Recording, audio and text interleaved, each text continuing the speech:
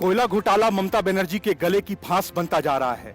इस मामले में उनका भतीजा अभिषेक बनर्जी और बहू रुजिरा बनर्जी तो पहले ही फंस चुके हैं, लेकिन अब सीबीआई ममता सरकार के कानून और श्रम मंत्री मलय घटक के दरवाजे जा पहुंची है।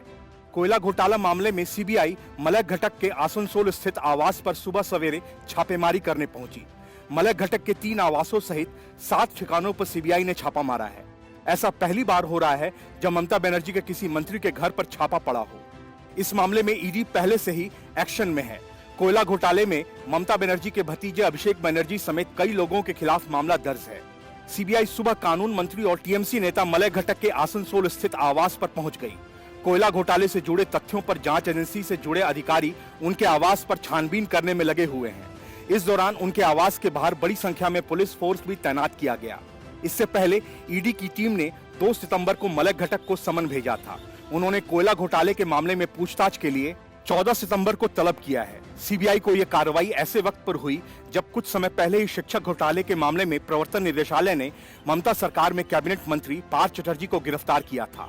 पार्थ चटर्जी की करीबी अर्पिता मुखर्जी के पास से करीब 50 करोड़ रुपए कैश बरामद हुआ था।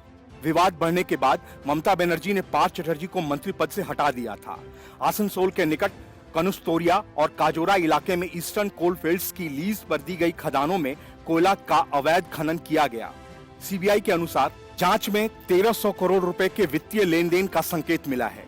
इनमें से अधिकांश पैसा कई प्रभावशाली लोगों के पास गया। इसके अलावा जांच में खुलासा हुआ है कि हवाला के जरिए इन प्रभावशाली लोगों के विदेशी बैंक खातों में पैसा जमा कराया गया था। कोयला घोटाले में ईडी भी मनी लॉन्ड्रिंग की जांच कर रही है। इस मामले में ईडी ममता बनर्जी के भतीजे अभिषेक बनर्जी और रुजिरा बनर्जी से पूछताछ कर चुकी है। अभिषेक बनर्जी ने हाल ही में जांच एजेंसियों की कार्रवाई पर सवाल उठाते हुए कहा था कि भाजपा जनादेश के खिलाफ काम कर रही है। उन्हें झारखंड में जनादेश नहीं मिला, इसलिए वहां सरकार गिराने की कोशिश कर रहे हैं। ममता बनर्जी को मैं धन्यवाद कहना चाहता हूं, उन्होंने भाजपा की इन कोशिशों को विफल कर दिया। अभिषेक बनर्जी ने कहा कि भाजपा मुझसे राजनीतिक तौर पर नहीं लड़ पा रही है, इसलिए एजेंसियों का इस्तेमाल कर रही है। उन्होंने ईडी की कार्रवाई पर भी सवाल उठाए थे। उन्होंने कहा था कि ईडी गुजरात और भाजपा शासित राज्यों में कार्रवाई नहीं करती। Bureau report, news of India.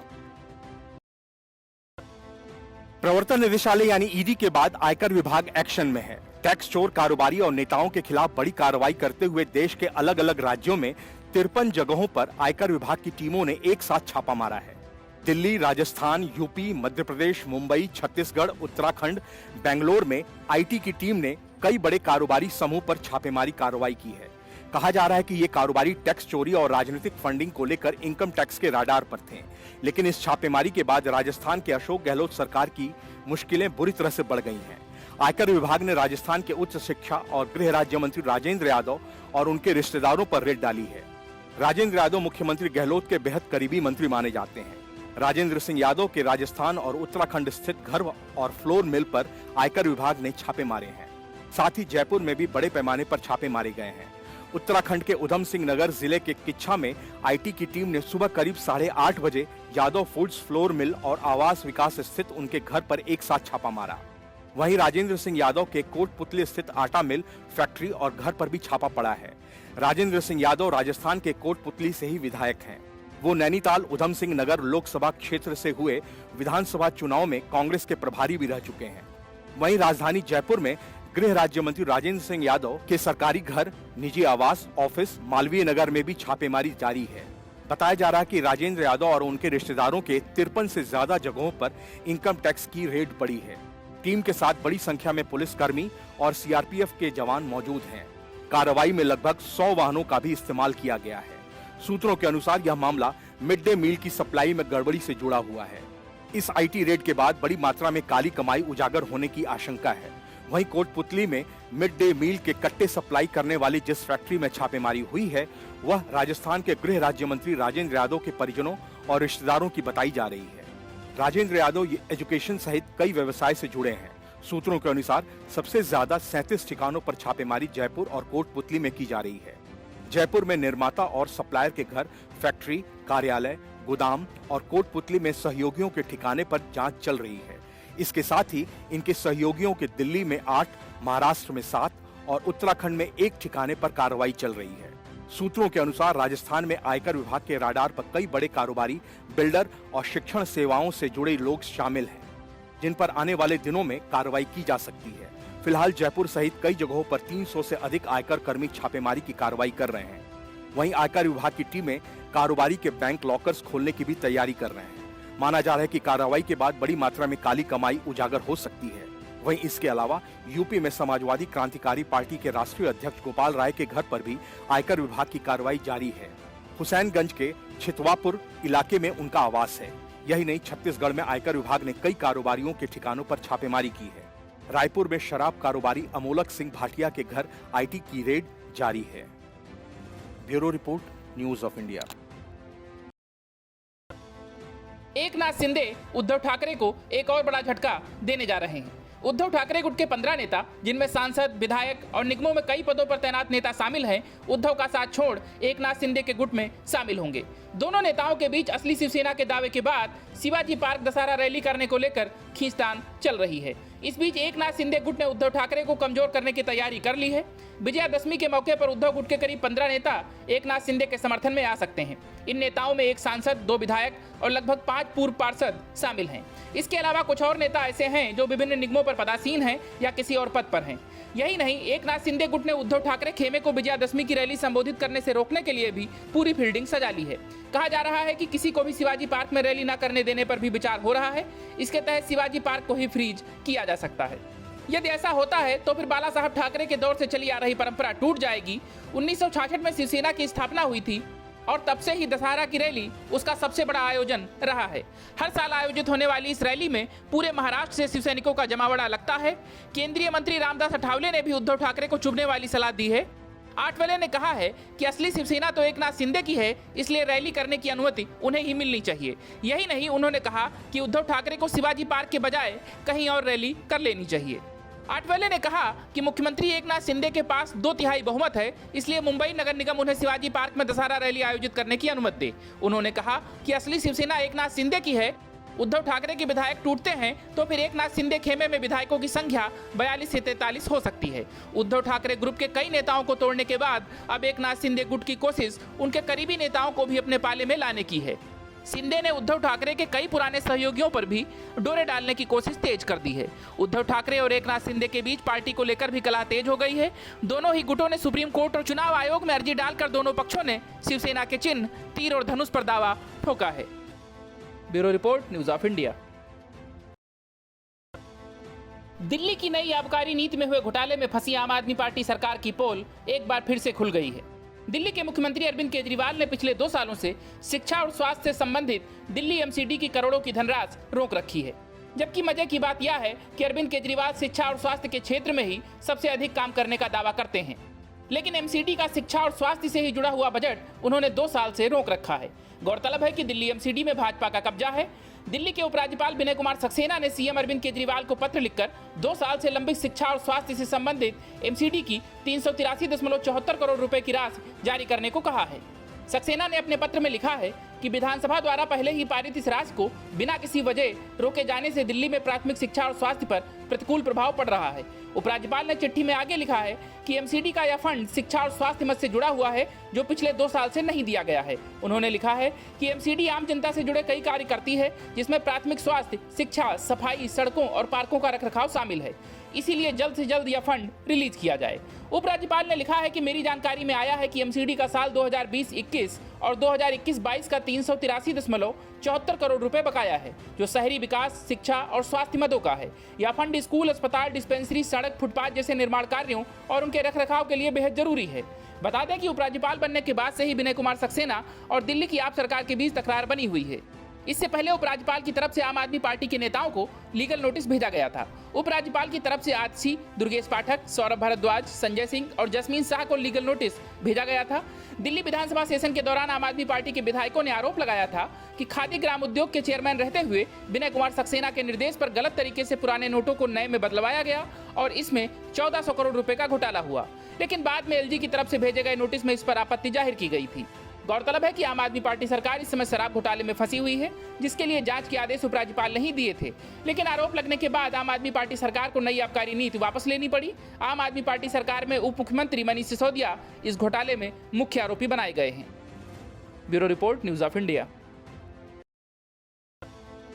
Congress की हालत ऐसी हो गई है कि गैर तो छोड़िए, मौके पर अपने भी राहुल गांधी से किनारा कर लेते हैं। ऐसे में राहुल गांधी इस कांग्रेस के ऐसे नेताओं के सहारे आगे कैसे बढ़ पाएंगे और पार्टी को दिल्ली की सत्ता कैसे दिलवा पाएंगे, जिसके लिए इन दिनों वे भारत जोड़ो यात्रा पर हैं। असल में मामला राहुल गांधी की महंगाई विरोधी रैली का है। राहुल गांधी ने बड़े ही अरमानों के साथ रैली का आयोजन करवाया था। गांधी परिवार के विरोधी मनीष तिवारी और आनंद शर्मा इस रैली में शामिल नहीं हुए। लेकिन बड़ी बात यह कि नेताओं की जिस फौज को लेकर कमलनाथ दिल्ली पहुंचे, उनमें से करीब 50 नेता ट्रेन में बैठे तो दिल्ली जाने के लिए।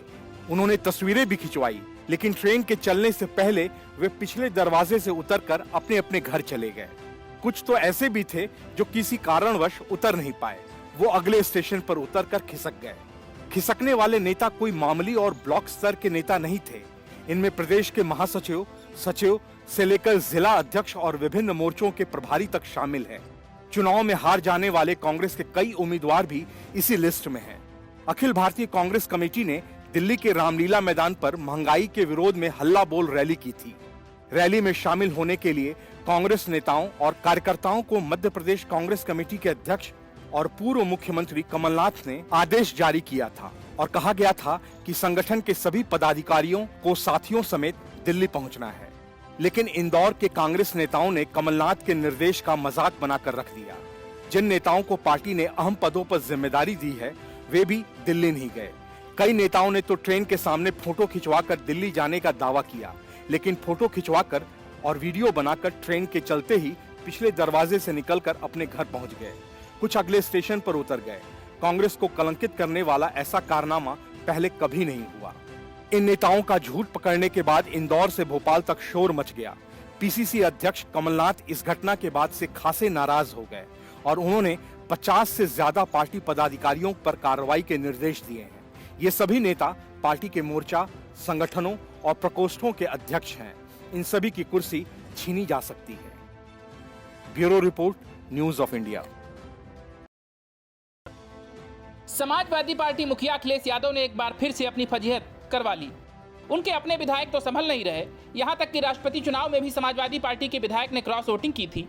लेकिन योगी सरकार में लगातार दूसरी बार उप मुख्यमंत्री बने केशव प्रसाद मौर्य को अखिलेश यादव विधायक तोड़ने के लिए ऑफर दे रहे हैं। अखिलेश यादव ने डिप्टी सीएम केशव प्रसाद मौर्य को बीजेपी के 100 विधायक तोड़कर लाने पर मुख्यमंत्री बनाने का लालच दिया। लेकिन इसके जवाब में केशव प्रसाद मौर्य ने अखिलेश की कायदे से बेइज्जती करते हुए उनकी तगड़ी फजीहत कर दी। केशव प्रसाद मौर्य ने अखिलेश पर हमला करते हुए कहा कि अखिलेश यादव मुझसे घृणा करते हैं। विधानसभा में अखिलेश का प्यार मेरे पर सबने देखा है। अखिलेश यादव खुद डूबने वाले हैं, वो मुझे क्या मुख्यमंत्री बनाएंगे। केशव प्रसाद मौर्य ने अखिलेश को अपनी पार्टी और संगठन बचाने की सलाह दी है। उन्होंने अखिलेश के बयान के जवाब में कहा कि वो एक सामंतवादी मानसिकता के बन चुके हैं। समाजवादी पार्टी नाम की कोई पार्टी नहीं है, एक परिवार की पार्टी है। उनके दावे में कोई दम नहीं है। भाजपा अपने आप में इतनी मजबूत पार्टी है जिसको किसी के सहारे की जरूरत नहीं है। केशव प्रसाद मौर्य ने कहा कि हमारे गठबंधन के जो साथी हैं वो हमारे साथ हैं, उनके साथ मिलकर हम सरकार चला रहे हैं। वे अपने 100 विधायक बचाएं, वो सब भाजपा में आने को तैयार हैं। इस बयान के साथ ही केशव प्रसाद मौर्य ने चुनौती सपा अध्यक्ष के सामने पेश कर दी है। दरअसल अखिलेश यादव ने केशव प्रसाद मौर्य को कमजोर आदमी करार दिया था। योगी सरकार में डिप्टी सीएम केशव प्रसाद मौर्य को हमेशा निशाने पर लेने वाले समाजवादी पार्टी के अध्यक्ष अखिलेश यादव अब मुख्यमंत्री बनाने का ऑफर तक दे डाला। अखिलेश यादव ने कहा कि अगर उनमें हिम्मत है तो उप मुख्यमंत्री केशव प्रसाद मौर्य बिहार में हाल ही में हुए राजनीतिक घटनाक्रम से सबक लेते हुए अपने साथ 100 विधायक लेकर सपा में शामिल हो जाएं, तो उन्हें मुख्यमंत्री बना देंगे। लेकिन केशव ने जवाब देते हुए उनकी बोलती ही बंद कर दी। वहीं अखिलेश के ऑफर पर भाजपा प्रदेश अध्यक्ष भूपेंद्र सिंह चौधरी ने भी पलटवार किया और कहा कि मौर्य किसी स्वार्थ में पड़ने वाले नेता नहीं है। अखिलेश यादव अपने गठबंधन और परिवार की चिंता करें, क्योंकि सपा गठबंधन के विधायक भाजपा के संपर्क में है। भूपेंद्र चौधरी ने कहा, केशव प्रसाद मौर्य संगठन और पार्टी के प्रमाणित कार्यकर्ता हैं, वो सदैव हमारे साथ रहेंगे, किसी स्वार्थ में पड़ने वाले नेता नहीं है। वो अखिलेश यादव को चलाएंगे, अखिलेश यादव उन्हें क्या चला पाएंगे। अखिलेश यादव तो अपने गठबंधन की, अपने परिवार की, अपनी पार्टी की और अपने विधायकों की भी चिंता कर लें, क्योंकि उनके विधायक हमारे संपर्क में हैं। लेकिन हम मेरिट के आधार पर कोई फैसला लेंगे। वहीं ओम प्रकाश राजभर ने भी अखिलेश यादव के ऑफर पर कहा वो अपने ही मुख्यमंत्री बन लें, दूसरे को क्या मुख्यमंत्री बनाएंगे। 4 बार सरकार बनी, तब क्या किसी दूसरे को कभी मौका दिया। वो अपने विधायकों की चिंता करें, दूसरे को छोड़ दें। राष्ट्रपति चुनाव में भी उन्होंने देख लिया, आगे सभी देखते रहें। खुद अपनी सुरक्षा करें, दूसरों की सुरक्षा करना छोड़ दें। केशव प्रसाद मौर्य का कहीं जाने का सवाल ही नहीं उठता है। Bureau report, news of India. शराब घोटाले में फंसी अरविंद केजरीवाल सरकार की मुश्किलें कम होने का नाम नहीं ले रही हैं, और कम हो भी कैसे। उसके एक एक कारनामे की पोल अब खुलती जा रही है। दिल्ली के उपराज्यपाल विनय कुमार सक्सेना ने एक और मामले में उसकी मुश्किलें बढ़ा दी हैं और अरविंद केजरीवाल के खिलाफ जांच के आदेश जारी किए हैं। अरविंद केजरीवाल पर अब स्टाम्प शुल्क चोरी का आरोप लगा है। उसके बाद उपराज्यपाल ने शिकायत पर एक्शन लेते हुए चीफ सेक्रेटरी के पास आगे आवश्यक कार्रवाई के लिए भेज दिया है। साथ ही एफआईआर के आधार पर केजरीवाल और उनके परिवार पर जांच के आदेश भी जारी कर दिए हैं। चीफ सेक्रेटरी को जो पत्र भेजा गया है उसमें लिखा है कि अरविंद केजरीवाल ने 3 प्लाट 4.54 करोड़ रुपए में बेचे, लेकिन इनको कागजों पर अंडर वैल्यू करके 72.72 लाख रुपए का दिखाया। केजरीवाल ने ये प्लाट पत्नी सुनीता केजरीवाल के जरिए बेचे। इसमें मार्केट रेट 45,000 रुपए प्रति स्क्वायर यार्ड था, लेकिन लेन देन में इसे कागजों पर 8300 रुपए प्रति स्क्वायर यार्ड बताया गया। उपराज्यपाल की तरफ से इसके लिए दिल्ली लोकायुक्त के पास शिकायत दर्ज की गई है। इस तरह एलजी और दिल्ली सरकार की लड़ाई एक कदम और आगे बढ़ चुकी है। एलजी ऑफिस के सूत्रों से मिली जानकारी के अनुसार दिल्ली के मुख्य सचिव को एक पत्र भेजा गया है। उसमें लिखा है कि अरविंद केजरीवाल ने 3 प्लाट 4.54 करोड़ रुपए में बेचे, लेकिन इनको कागजों पर अंडर वैल्यू करके 72.72 लाख रुपए का दिखाया गया। आगे लिखा है कि केजरीवाल ने प्लाट पत्नी सुनीता केजरीवाल के जरिए बेचे। इसमें मार्केट रेट से बेहद कम दर पर लेन देन हुई और इसे कागजों पर 8300 रुपए स्क्वायर यार्ड बताया गया। उपराज्यपाल को सीएम केजरीवाल के खिलाफ यह शिकायत पिछले महीने 28 अगस्त को मिली थी। इसमें दिल्ली लोकायुक्त को इस मामले में जांच के आदेश देने की गुजारिश की गई थी। शिकायत में लिखा था कि केजरीवाल ने सरकारी खजाने को स्टाम्प ड्यूटी के मामले में 25.93 लाख और कैपिटल गेन टैक्स में 76.4 लाख रुपए का धोखा दिया है। जानकारों की माने तो अब केजरीवाल की मुश्किलें बहुत अधिक बढ़ सकती हैं, क्योंकि इस मामले में उनके परिवार का नाम भी घसीटा गया है, जिसके बाद भाजपा को उन पर हमला करने का एक नया मामला मिल जाएगा। ये केजरीवाल सरकार की छवि तो खराब करेगा ही, साथ ही इस मामले की जांच उनके लिए नई आफत बनकर सामने आएगी। गौरतलब है कि केजरीवाल सरकार इस समय शराब घोटाले सहित कई मामलों में फंसी है और दिल्ली के एलजी के साथ उसकी तकरार जारी है। Bureau report, news of India. पिछले कुछ वक्त में घोटालों का पर्याय बन चुकी पश्चिमी बंगाल की ममता बनर्जी सरकार की मुश्किलें एक और मामले में बढ़ने वाली हैं। शिक्षक भर्ती और पशु तस्करी घोटालों सहित कई बड़ी स्कैम्स में फंसी ममता सरकार पर विपक्ष लगातार हमला कर रहा है और मुख्यमंत्री ममता बनर्जी किसी तरह डैमेज कंट्रोल में लगी हुई हैं।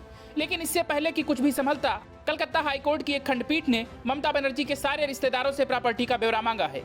पश्चिमी बंगाल की मुख्यमंत्री ममता बनर्जी के परिवार के सदस्यों की संपत्ति में वृद्धि को लेकर जनहित याचिका हाईकोर्ट में दायर की गई थी।